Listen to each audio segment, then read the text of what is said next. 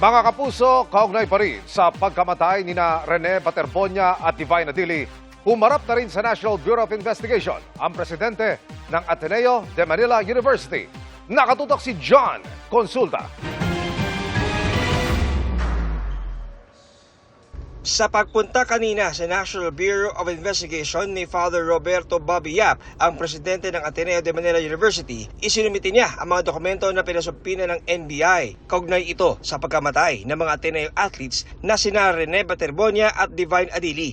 Ayon sa ating source, sinigot daw ni Yap ang mga tanong ng NBI agent on case, bagamat may ilang tanong na hindi niya direktong sinagot. We have been since day one with the Baterbonia and Adili families.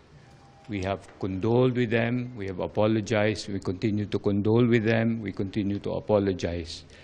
And we have offered and have given support and assistance to them, and we will continue to do so over several years.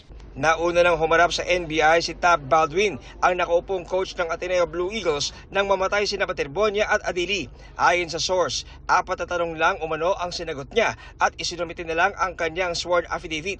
Ayon kay NBI Director Melvin Matibag, itatrato nila ng patas ang mga sangkot sa pangyayari. We will be fair, we will be professional dito. Kung ano at saan tayo dadalhin ng mga ebidensya, doon natin dadalhin yan. Naihain na kanina ng PNP-CIDG ang rekomendasyon nito para kasuhan ng paglabag sa anti-hazing law si Baldwin at 10 pang miyembro ng coaching staff at personnel ng Ateneo Men's Basketball Team. Sa tanong kung pwedeng pagsamahin ang ifinile na reklamo ng CIDG at ihahaing reklamo ng NBI, That is the option and the prerogative of the Department of Justice. Kung ano yung findings namin, we will continue to finish it and submit it with the DOJ for them to use it also for proper disposition kung ano yung mga ma-file man na kaso. sa Lunes inaasahang harap ang 5 tao pang pinasubpina ng NBI, maging ang pagdating ng mga karagdagang dokumento mula sa kampo ni Father Roberto Yap para kumumpleto sa sinasagawang investigasyon ng NBI Homicide Division.